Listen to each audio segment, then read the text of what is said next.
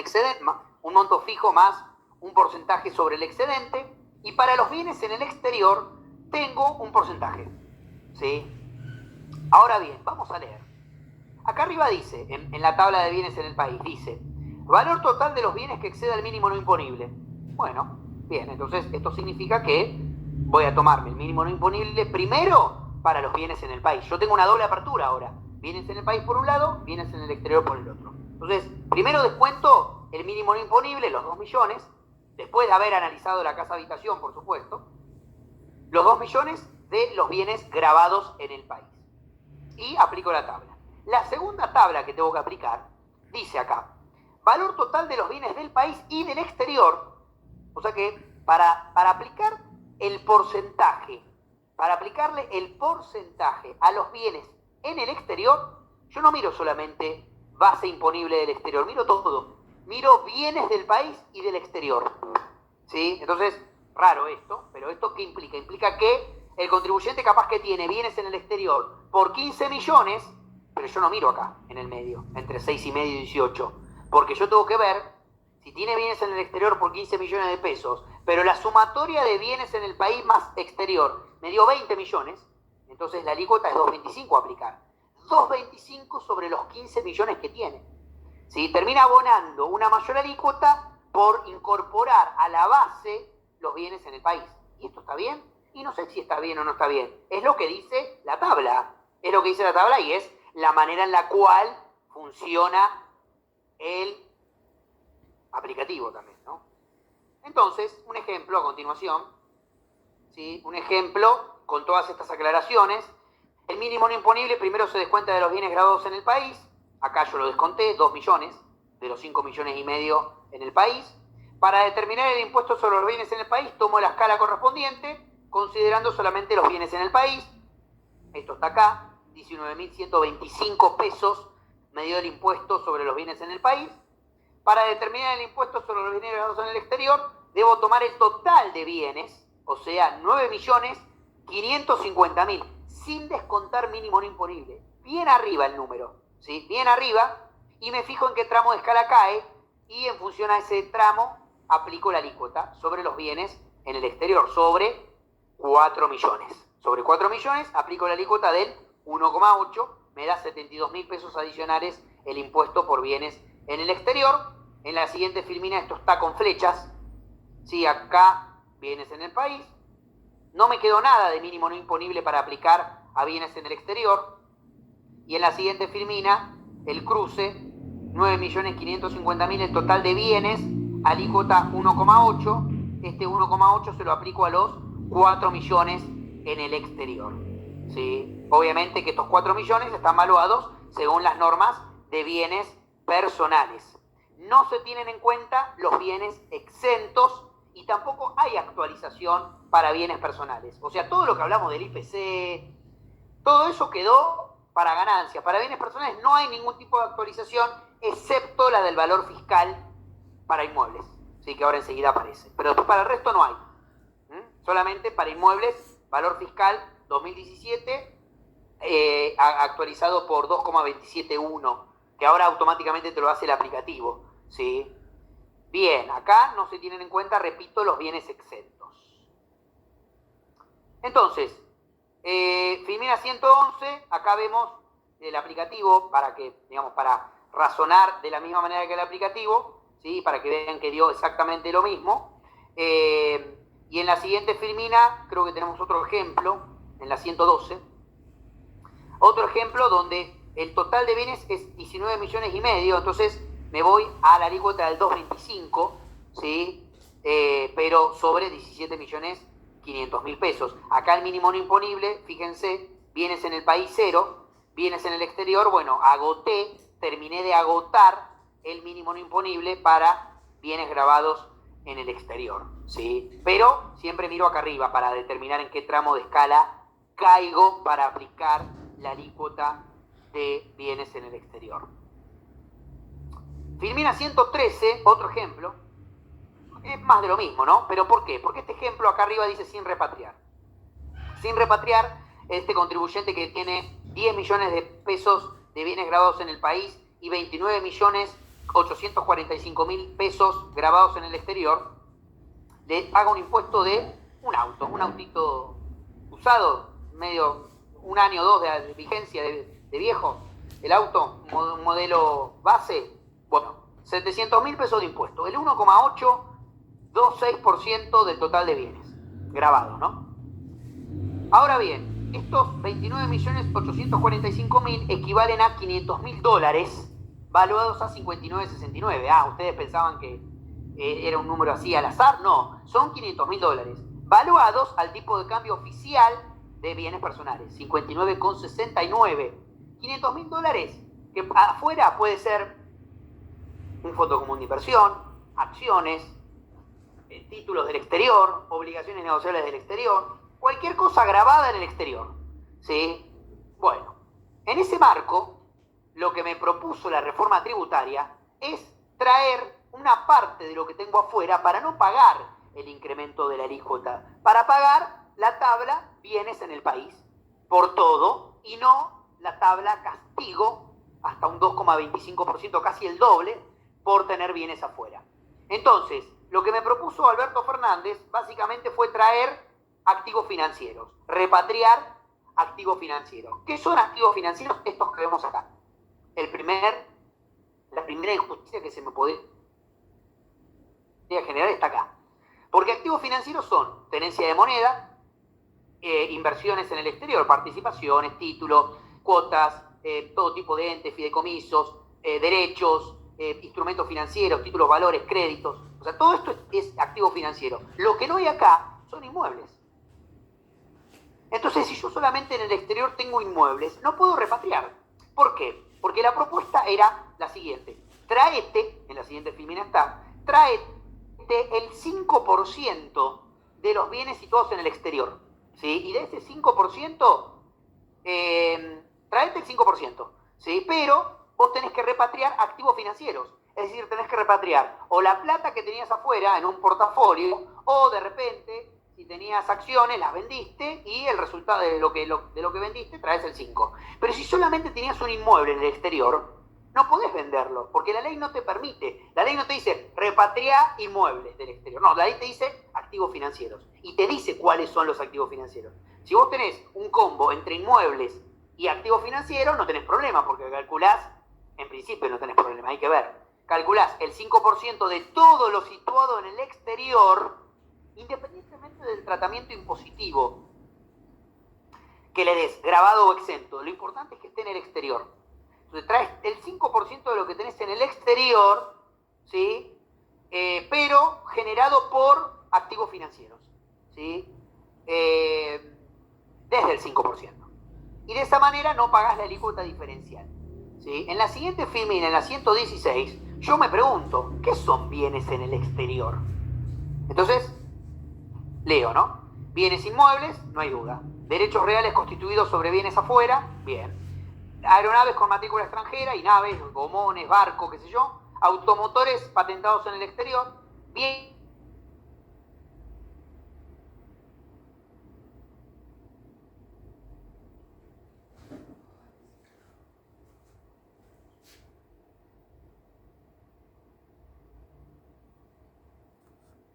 ¿Estamos? Pensé que se había cortado. Bienes muebles situados fuera del territorio. Miren el punto F. Títulos y acciones emitidos por entidades del exterior. ¿Sí? Y entidades del exterior. Y el punto... Bueno, el punto G ahora hablo. Pero, a ver, un minutito porque me están diciendo que se cortó por acá. A ver.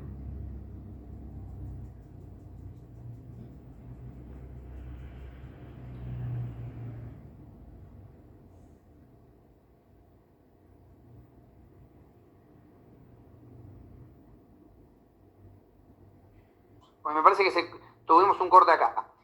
Bien. ¿Ya está? ¿Soporte, Luciana? ¿Todo bien? Bien. Entonces, ¿por qué marco este punto F? Porque este punto F, acá yo voy a encontrar títulos públicos, ¿sí? Y dentro de los títulos públicos, hay títulos públicos emitidos por el Estado Nacional. No van a poder cargar en el aplicativo como situados en Estados Unidos o en Uruguay títulos públicos argentinos. No hay manera de cargar. No van a poder cargar en el exterior acciones emitidas por empresas argentinas, ¿sí? Que están en el exterior a través de un certificado de depósito de acciones, por ejemplo. ¿Sí? ¿Por qué? Porque situado en el exterior, yo tengo que leer acá el inciso F, ¿sí? Por ejemplo, del artículo 20. ¿Sí? Entonces, justamente, los títulos públicos argentinos o las acciones de empresas argentinas no se consideran situadas en el exterior. ¿Sí? Esto es importante. Y respecto de los depósitos en el exterior, o sea, de las, entre comillas, cajas de ahorro en el exterior, lo que tengo que tener en cuenta es que el saldo no es el saldo al 31 de diciembre. ¿Sí? En realidad hay un promedio que dice que para determinar el monto de tales depósitos deberá promediarse el saldo acreedor diario de cada una de las cuentas. Entonces yo tendría que tomar el saldo de cada uno de los días y dividirlo por 365. Y eso me va a dar un saldo promedio, que ese va a ser el valor de la caja de ahorro en el exterior. Pero solamente es para la caja de ahorro en el exterior. Si no es para los títulos, para los bonos, para las obligaciones negociables. Todos ellos tienen su cantidad y su valor de cotización al cierre. ¿Sí? Pero para caja o para la cuenta a la vista tengo este inciso G, que bueno, es un poco extraño esto lo que hay que hacer, pero bueno, hay que hacerlo, supuestamente. No tomo el saldo directamente al 31 de diciembre si yo tengo una cuenta a la vista en el exterior, $50.000 que le quedaron ahí sin invertir. Bueno, de esos $50.000 no tomo 50.000, tomo el promedio diario, ¿sí? O sea que tengo que sumar todos los días, dividirlo por 365, ¿sí? Bien, aclarado eso, en la siguiente filmina vemos los inmuebles, los bienes situados en el país. ¿Sí? Otra vez, el punto G, el punto J, habla de títulos, acciones, cuotas o participaciones emitidos por entes públicos o privados cuando tuvieran domicilio en el país, ¿no? La contracara de lo que hablé recién. ¿Sí? Bien. Entonces, me voy a la siguiente filmina 118. ¿Tengo un plazo para repatriar el 5%? Sí, hasta el 30 de abril. Originalmente era hasta el 31 de mayo, ¿sí? Y luego se prorrogó al 30 de abril por la cuarentena, ¿sí? Y ustedes me dirán, bueno, ¿y pero por qué quiero saber todo esto? Porque el año que viene funciona exactamente de la misma manera. El año que viene yo voy a poder repatriar el 5% de los bienes situados en el exterior hasta el 31 de marzo del 2021, tomando como base los bienes en el exterior al 31 de diciembre del 2020, ¿sí? Por eso el año que viene tenemos una segunda oportunidad respecto de la repatriación del 5%, ¿sí? Lo que traigo al país, ese 5%, lo voy a poder invertir en una caja de ahorro, o sea, no lo invierto, lo tengo ahí congelado, en dólares, la caja de ahorro, por supuesto, o en un plazo fijo, o en algunos instrumentos que lanzó el Banco Central, ¿sí? Relacionados creo que con fideicomisos de construcción o cosas por el estilo. ¿Sí? Lo más común es el plazo fijo en moneda extranjera, que me podría eventualmente dar una tasa del 3. ¿Sí? Bien. Filmina 119, si yo tengo acá en el exterior $500.000, veamos el ejemplo, $500.000 a 59,69 son mis 29.845.000 pesos de un fondo común de inversión en el exterior. ¿Este bien fue afectado a la repatriación? Me va a preguntar el aplicativo. Le pongo que sí. Y cuando le pongo que sí, en la parte general de los bienes que yo tengo que cargar, eso lo vamos a ver en la filmina 120, en la filmina 120 vemos, esperen que no me está cargando la 120. En la filmina 120 vemos, ¿ustedes la ven la 120? ¿Ya les cargó? Filmina 120.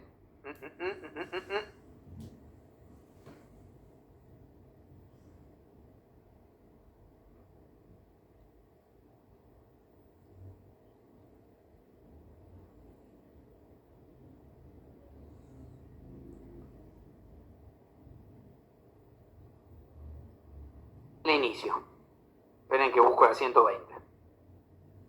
Discúlpenme.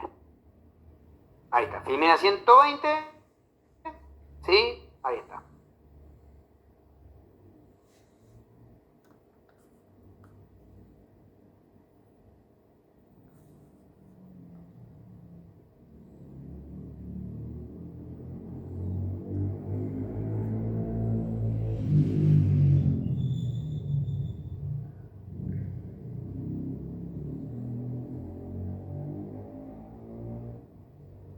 Acá está, la 120. Ahora sí. En la Filmina 120 vemos que cuando yo le pongo que algún bien del exterior se afectó a la repatriación, ¿sí? Justamente me va a permitir cargar bienes afectados a esa repatriación de bienes. Y automáticamente el sistema me va a hacer el cálculo, ¿sí? Si llego o no al 5%. Entonces voy a tener que cargar el detalle de la cuenta especial de repatriación, ¿sí? Filmina 120, Filmina 121, ahí en la 121 vemos que el sistema me va a pedir cargar la cuenta especial. La caja de ahorro en moneda extranjera que yo saqué en el banco, que abrí en el banco, muchos bancos te permitían abrirla por el home banking, ¿sí?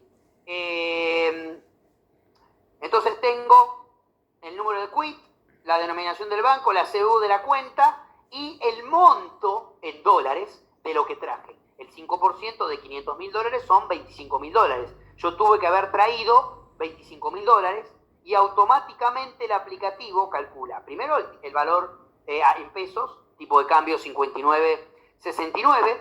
El aplicativo me va a pedir adjuntar documentación de esa cuenta de repatriación, de esa caja de ahorro que yo abrí, ¿sí? Entonces voy a tener que adjuntar el PDF de la cuenta que abrí con el saldo, ¿sí? Justamente con el saldo. Y de esa manera el sistema, lo vemos en la siguiente filmina, me calcula que yo repatrié el 5%. Puede ser el 5% o más, ¿sí? Fue el 5%, con lo cual me va a aplicar solamente la tabla de bienes en el país, ¿sí? Ahora, pensemos lo siguiente. Yo no pago por la tabla del exterior porque traje el 5% al 31 de marzo o el 30 de abril, ¿no? Efectivamente. ¿Qué va a pasar con esa cuenta? Con esa cuenta, con esa caja de ahorro especial, si yo no la invierto el dinero al 31 de diciembre del 2020, obviamente es una caja de ahorro en dólares, va a estar exenta en bienes personales. Si la invierto en un plazo fijo, también va a estar exento. Y si la invierto en algún instrumento de los que me ofreció el Banco Central, entiendo que también corresponde la exención porque los instrumentos están relacionados con fideicomisos, con lo cual son participaciones, ¿sí? Y si el fideicomiso pagó el impuesto, impuesto a los bienes personales, acciones y participaciones,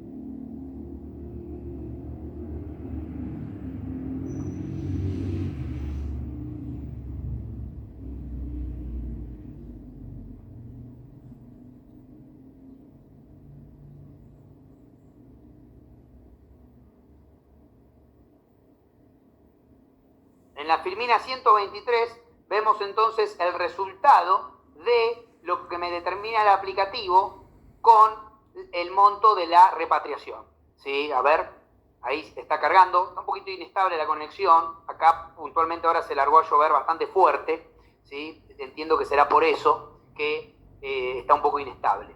Entonces, justamente acá lo vemos, ¿sí? Me dice que por alcanzar el 5% solamente abonás según la tabla de bienes en el país, ¿sí? Esto lo vemos en la 123 y en la 124 en nuestro papel de trabajo, ¿sí? Con la repatriación yo termino abonando, en vez de 727.000 pesos, abono 404.312,50, es decir, el 1, algo por ciento en vez del 1,8, ¿sí? Casi la mitad termino abonando. ¿Qué va a pasar el año que viene? La respuesta a esa pregunta está en la filmina 125. El año que viene otra vez voy a tener que traer el 5%. Tengo que traer el 5% de los bienes en el exterior que tenga al 31 de diciembre del 2020. ¿Sí? En ese contexto, yo tengo que mirar valores en moneda extranjera, no hay duda de eso, ¿eh? Ustedes miren los bienes en el exterior en moneda extranjera al 31 de diciembre del 2019 y al 31 de diciembre del 2020, ¿sí? Porque justamente sobre ese cálculo sobre esa moneda dura es lo que ustedes tienen que aplicar el 5% mínimo y traerlo para justamente no abonar con la tabla incrementada. ¿Sí? Bueno, dicho esto, me voy a hablar ahora, en esta última parte, casi 7:30 de la tarde, me voy a hablar del pago a cuenta adicional que venció, ¿sí? Ya venció el 6 de mayo, un pago a cuenta adicional calculado también para los contribuyentes que declararon bienes en el exterior. El año que viene también hay un pago a cuenta especial. El pago a cuenta especial es una suerte de sexto anticipo, pero no se llama anticipo, se llama pago a cuenta, ¿sí? Y la particularidad que tiene es que no puedo utilizar saldo de libre disponibilidad para compensarlo. Es decir, tengo que poner, chicos, ¿sí? En el sistema, ¿sí? No puedo utilizar libre disponibilidad para poder compensarlo, ¿sí? Y lo bueno es que tengo la opción de pedir justamente la exhibición cuando repatrié o cuando declaro que no tengo bienes en el exterior al 31 de diciembre del 2019 o 2020, según corresponda, ¿sí? Entonces, si bien está la obligación del pago a cuenta, si el contribuyente llega al 31 de diciembre del 2020 sin bienes en el exterior, el año que viene va a poder solicitar la exhibición del pago a cuenta justamente para no pagar por algo que no tiene, ¿sí? Muy bien. Bueno, dicho esto, vamos a hablar ahora que hablamos de la técnica de liquidación con las dos tablas, hablemos de justamente los bienes exentos, ¿sí? Porque por ahí alguien me está preguntando respecto de los inmuebles rurales. Bueno, está en el inciso F. Los inmuebles rurales antes estaban exentos porque, ¿qué pasaba? Estaban en ganancia mínima presunta. Ahora ya no existe más ganancia mínima presunta, pero se acordaron de modificar la ley y por lo tanto siguen estando exentos los inmuebles rurales cuyos titulares sean personas humanas y asociaciones indivisas, cualquiera sea su destino o afectación, dice el artículo de exenciones. Ahora, nada dice respecto de si están en el país o en el exterior. Por lo tanto, yo entiendo, si alguien opina lo contrario, me lo puede decir, yo entiendo que aplica a inmuebles en el país y a inmuebles en el exterior rurales, ¿sí? Porque nada aclara la ley respecto de, o el decreto, respecto de si tienen que estar acá o afuera, si los que están afuera están grabados, ¿sí? Habla de inmuebles rurales, ¿sí? También, dentro de las exenciones, encontramos, como es habitual todos los años, plazos fijos, cajas de ahorro, cuentas especiales de ahorro, títulos, bonos emitidos por el Estado Nacional, provincial o municipal, ¿sí? Y también, si bien no es una exención,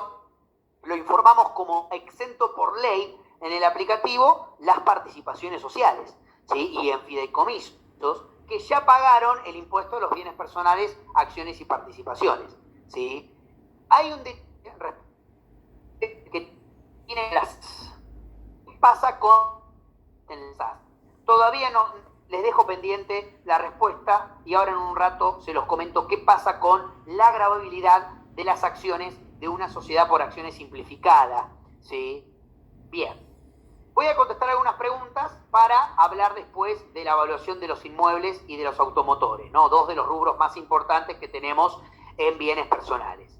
Dice Jimena, ¿cómo se solicita la exhibición del pago a cuenta? Desde el sistema de cuentas tributarias, opción transacciones, allí vas a encontrar la opción que dice exhibición del pago a cuenta, ¿sí? En el material está también. Mayra dice, inmuebles rurales están exentos en bienes personales y tampoco tributan por mínima presunta, claro, porque mínima presunta se derogó, ¿sí? ¿Qué más? Yanina, dinero que el contribuyente tenía el ejercicio pasado en caja de ahorro. En 2019 lo pasa a caja de seguridad. ¿Lo declaro como tenencia de efectivo? Sí, está en el colchón o en una caja de seguridad en el banco, es lo mismo. O en el bolsillo, es lo mismo. O en la billetera también. ¿Está grabado en bienes? Sí, por supuesto. En el país se considera, el dinero en efectivo se considera siempre en el país. No existe dinero en efectivo en el exterior, no existe. ¿Los plazos fijos en dólares están exentos de bienes personales? Sí. Todos los plazos fijos, independientemente de la moneda en la cual se constituyeron. Dice Erika, si un fondo común de inversión se retiró por completo en octubre del 2019, ¿se informa? No, porque es una inversión que al cierre no tenías. ¿Sí? Omar dice, ¿dónde tengo que escribir las consultas para que le lleguen a David? Por acá, Omar. Por acá, o vos me habías escrito también por privado, pero yo te contesté. Me habías preguntado respecto del impuesto a los débitos y créditos, si se toma para ganancias y o bienes, y yo te contesté que es solamente para ganancias el impuesto a los débitos y créditos. ¿Sí? Dice María Alejandra, ¿el pago a cuenta es solo obligatorio para contribuyentes que declararon bienes en el exterior? Claro, automáticamente te lo calcula el sistema de cuentas tributarias, producto de la resolución que emitió la FIP, ¿sí? Y automáticamente vence, al menos que pidas la exhibición. ¿Cuándo pedís la exhibición? Cuando repatriaste o cuando no tenés al 31 de diciembre anterior bienes en el exterior. ¿Sí? Jessica, si tengo un contribuyente dado de alta en bienes personales 2018 y poseo un inmueble que tenía evaluación 2017, ¿puedo aplicar la evaluación 2017? Sí, claro, es obligatorio. Es obligatorio. Y de eso vamos a hablar en un rato. Para hablar de eso ahora en un rato, tenemos acá la evaluación de los inmuebles en el país. En el país, ojo, esto es para inmuebles en el país. Valor residual 2019 versus valor fiscal 2019. Miren qué práctico. De los dos el mayor toma el aplicativo. Ahora, si yo miro para atrás, tengo para valor residual, valor de compra más gastos menos amortizaciones acumuladas al cierre, que se calculan sobre el edificio nada más, un 2% anual con trimestre de alta completo. Y el valor fiscal 2019 en realidad es el valor fiscal 2017, si hubiere, multiplicado por 2,271 que automáticamente lo calcula el aplicativo ahora. El año pasado no lo calculaba el aplicativo. Nosotros teníamos que cargar el resultante de aplicar 2017 por 1,476. Este año directamente tomamos e informamos, tipiamos 2017. Automáticamente el aplicativo multiplica por 2,271, ¿sí? Y bueno, si ustedes tienen el valor fiscal, se toma ese valor. No importa no importa cuándo el contribuyente compró. Lo importante es que tienen ese valor, ¿sí? Lo importante es que tienen ese valor fiscal conocido. Si no lo tienen, porque tal vez era un terreno y ahora es una construcción, entonces el valor fiscal era del terreno y no de la construcción, toman el del 2019, ¿sí? Se considera 2019. De hecho, a ver si pasamos de Filmina, más adelante creo que aparece en el material, ¿sí? En la Filmina 134, acá, en la 134, aparece el aplicativo solo te pregunta, ¿el inmueble poseía evaluación fiscal del 31 de diciembre de 2017? Si le pones que sí, te pide cargar la del 2017 y multiplica automáticamente. Si le pones que no, te toma la del 2019, ¿sí? Entonces, la evaluación de los inmuebles en el país, valor fiscal versus valor residual. Primero defino cuál es mi valor fiscal, si el del 2017 actualizado o el del 2019. ¿Sí? ¿Cuál de los dos priorizo? El del 2017, ¿sí? Actualizado. Entonces, una vez que defino mi valor fiscal, ¿sí? Una vez que defino mi valor fiscal, voy a compararlo contra mi valor residual, ¿sí? Entonces, en el valor residual, recién vimos, ¿sí? Obviamente que el valor fiscal 2019 no te da igual que el del 2017 actualizado por 2,271, ¿sí? No te da igual, porque, a ver, ¿de dónde sale esto del 2,271? ¿Sí? Sale de la Filmina 131, o sea, no es algo que es una opinión de la doctrina, no. Es de la ley 23.966. Miren qué importante traerles el... que aparte...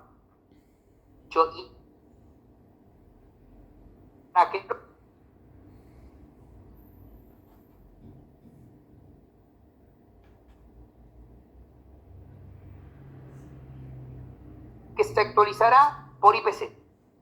Entonces, la evaluación fiscal, ¿sí? 2017 actualizado por IPC. Como todavía no se reunieron para crear un organismo que determine de manera homogénea las evaluaciones fiscales, ¿sí? Seguimos tomando 2017 actualizado por IPC. Tomamos 2017 actualizado por IPC al 2018. Tomamos 2017 actualizado por IPC al 2019 y muy probablemente el año que viene, al menos que creen este organismo federal para que determine de manera homogénea las evaluaciones fiscales, bla, bla, bla, vamos a tomar 2017 actualizado por IPC al 2020. ¿Sí? Vamos a seguir tomando 2017 porque estamos en un periodo de transición.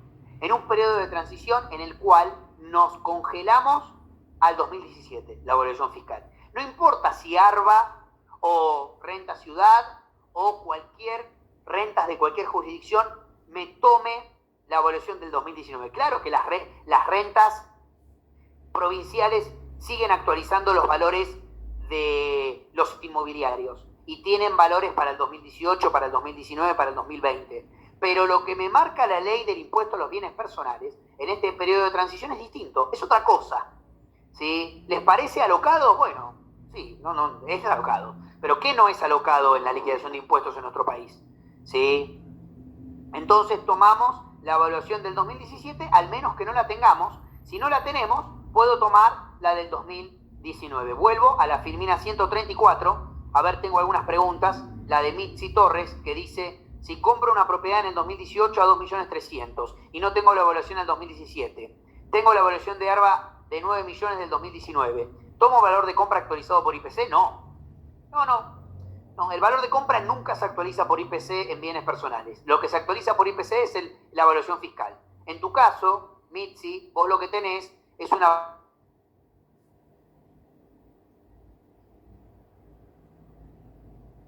valor residual. Te vas a quedar grande, que evidentemente es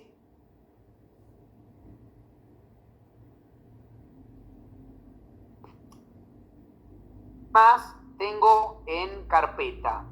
Dice Beatriz, en el 2018 directamente tomé la evaluación fiscal. Bueno, no, había que tomar 2017 actualizada por IPC, al menos que no la tuvieres, ¿sí? Al menos que no la hayas tenido esa evaluación fiscal. Obviamente que muy probablemente la del 2018 haya sido mayor que la del 2017 actualizada por IPC, por lo tanto no generaste perjuicio fiscal para la FIP, ¿no?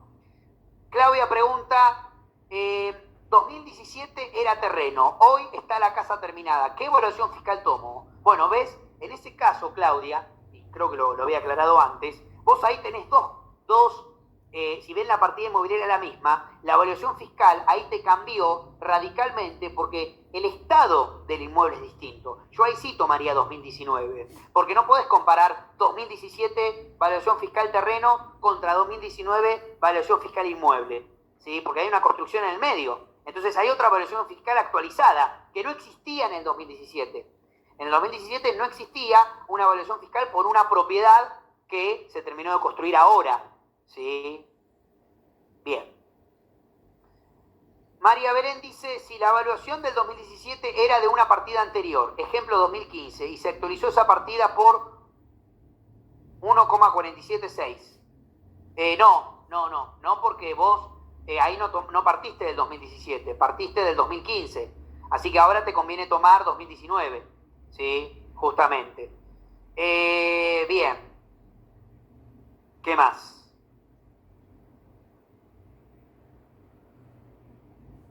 ¿Qué más? Florencia había preguntado algo de los préstamos UVA, que lo voy a contestar después. ¿Y qué más? Y Gustavo pregunta si hay un cuadro con grabaciones y extensiones. Sí, Gustavo, más adelante. Ahora en un rato aparece el cuadro, ¿sí? De instrumentos financieros. Mitzi Torres dice que no escuchó la respuesta. Mitzi, yo lo que te había contestado era que vos tenías que tomar evaluación fiscal 2019, porque no tenías la del 2017, comparado contra valor residual, que es el valor de compra menos las amortizaciones. O sea que, en definitiva, ibas a quedar alcanzada o iba a quedar ese inmueble alcanzado por el valor fiscal, que eran 9 millones y pico. ¿Sí? Bien. Daniela dice, si en el año 2017 no estuvo alcanzado por el impuesto y este año sí, ¿puedo tomar la del 2019? Y yo te diría que no, porque no se trata de cuándo estuviste alcanzado o no en el impuesto. Se trata de tener la evaluación fiscal conocida del 2017 o no. Si vos en el 2017 no tenías la evaluación, mejor dicho, si vos en el 2017 no estabas inscrito en el impuesto, pero hay evaluación fiscal, tomás esa. Y porque no te habla del contribuyente. Fíjate el aplicativo cómo te pregunta. El aplicativo te pregunta, ¿el inmueble poseía evaluación fiscal? Sí, no. Bien, ¿qué más? Voy a avanzar para terminar con los inmuebles, ¿sí? Recordemos, inmueble, casa, habitación, todavía podemos descontar el pasivo por compra, hipotecario o no ese pasivo, ¿sí? De forma tal de que entre el valor fiscal y el valor residual, el aplicativo se queda con el mayor y de ese mayor le descuenta el crédito para compra, construcción o mejora con destino casa, habitación, ¿sí? Acá en la siguiente filmina vemos,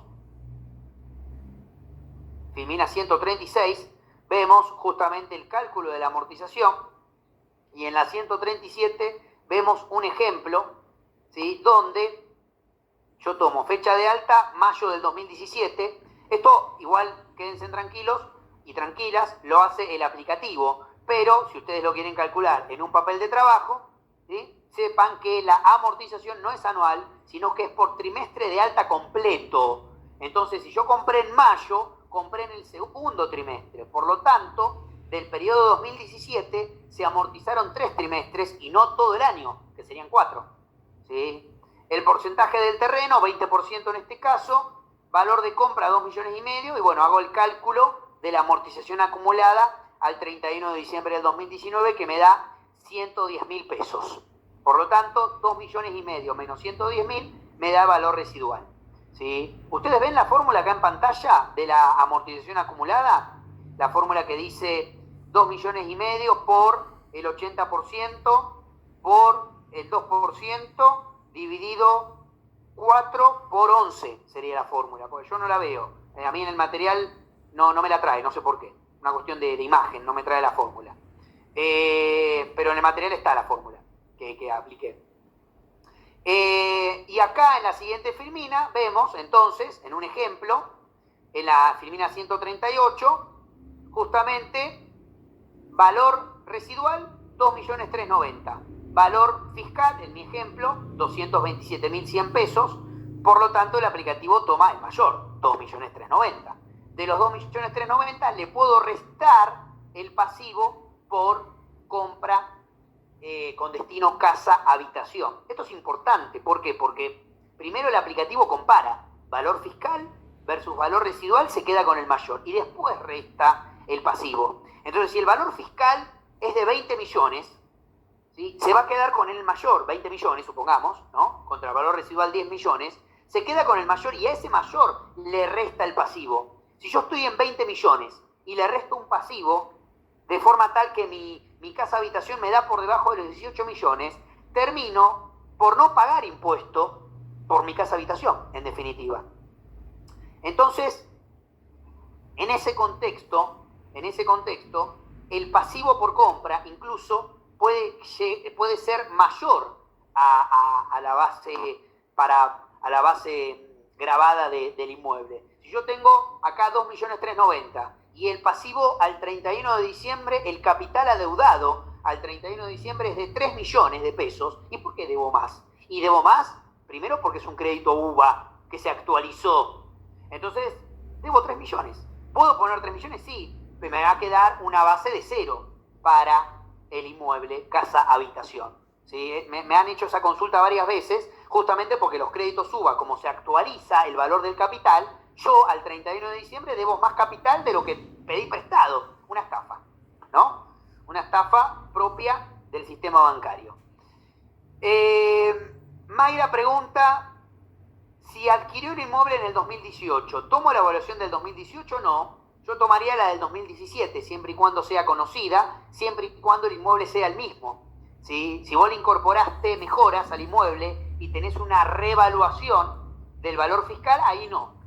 ¿Sí? Ahí no. Pero si vos tenés la del 2017, porque la podés consultar en la página de ARBA, por ejemplo, o en la página de Renta Ciudad, o en la página de otras jurisdicciones, ¿sí? Tomás la del 2017, que es lo que te marca la reforma de la ley de bienes personales, ¿sí? Muy bien. Bueno, me voy a la siguiente filmina para...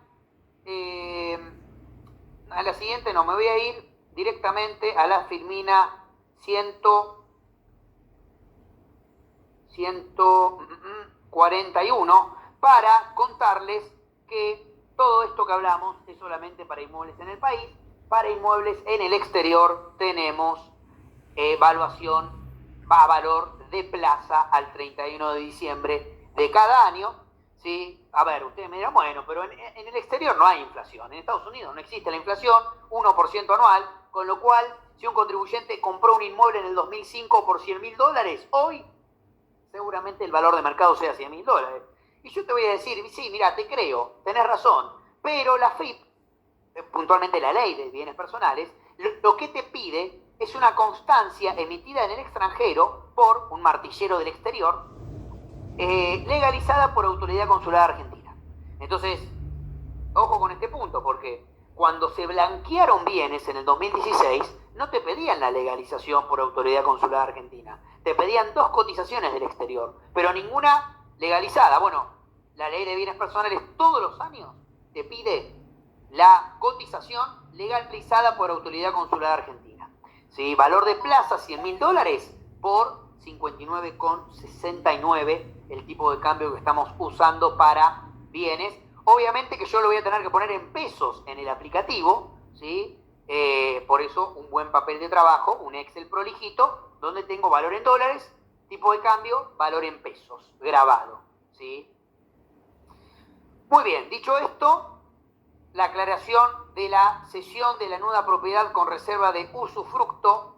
Si la cesión es gratuita, ¿quién declara el inmueble? El cedente. ¿Por qué? Porque se reservó el usufructo.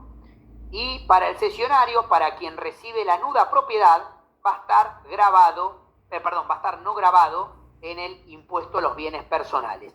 ¿Pueden declarar los dos? Sí, claro, pueden declarar los dos, ¿sí? Pero quien tributa es quien se quedó con el usufructo. Puede ser al revés, puede ser que le cedió el usufructo y se quedó con la nuda propiedad. Bueno, declara el usufructuario cuando la cesión es gratuita. Cuando es honorosa, grabado en partes iguales, cedente y cesionario.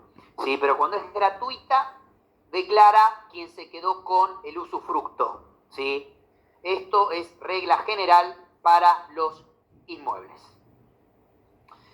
Otros bienes que yo puedo cargar en bienes personales, además de inmuebles y rodados e inversiones, tengo la posibilidad de cargar derechos reales, créditos y debentures, derechos de propiedad científica, literaria, otros bienes. Vieron que yo les hablaba hoy de la máquina para hacer ecografías que tenía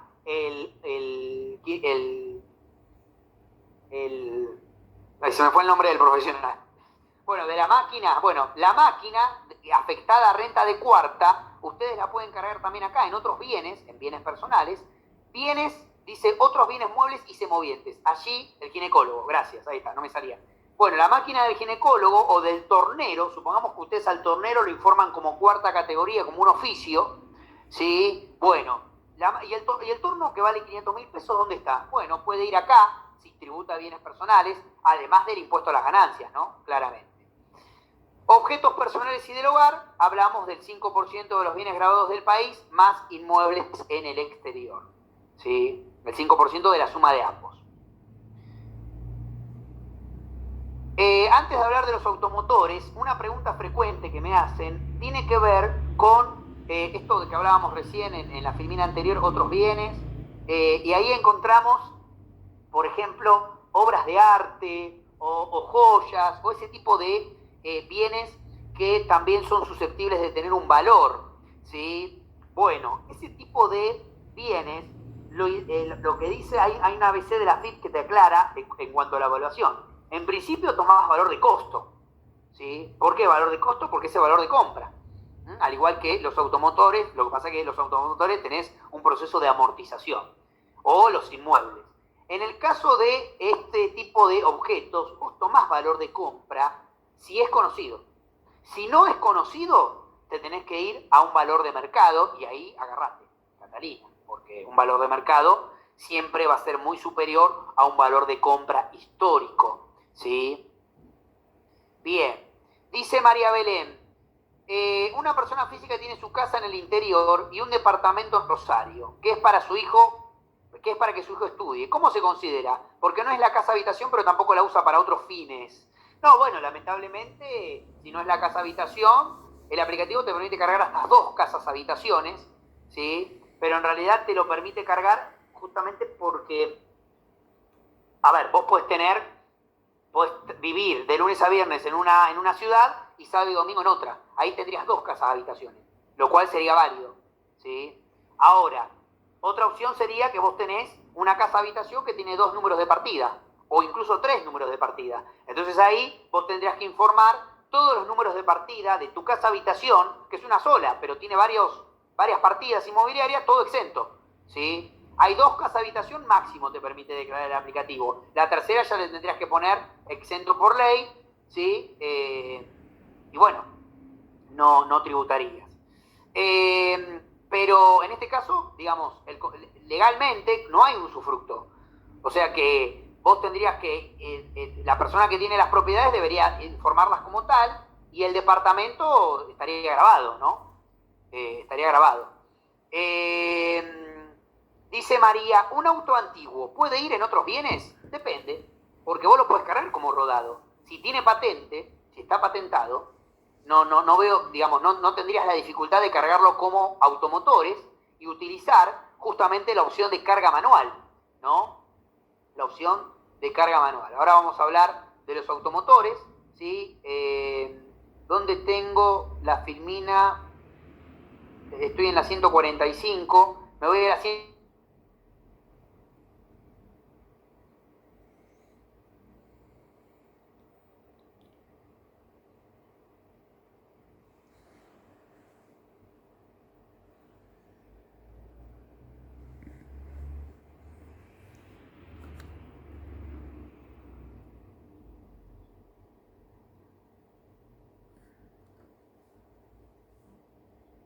Los automotores, esperen que no la encuentro porque se me fue de pantalla, ahí está. En la 146, ahí estamos. Tengo la evaluación, ¿no? Donde también voy a tener valor residual versus valor de tabla, el mayor. Pero acá tengo que hacer una observación, que el valor de tabla ya no es el valor de tabla que me trae la FIP. Si yo lo cargo por tabla, el automotor, sí, efectivamente, va a ser el valor que me trae la FIP. Pero hay ciertos automotores que si yo los cargo de manera manual, también tienen valor de tabla. ¿Cuál es la tabla? La tabla es la tabla que publica, la tabla de evaluaciones que publica la Dirección Nacional de Registro de Propiedad Automotor. Entonces, para los inmuebles que yo cargo de manera manual, porque no están en tabla, por una cuestión de modelo, tengo que salir a verificar igualmente en la página de la Dirección Nacional de Registro de Propiedad Automotor el valor, donde yo ahí tengo una búsqueda dinámica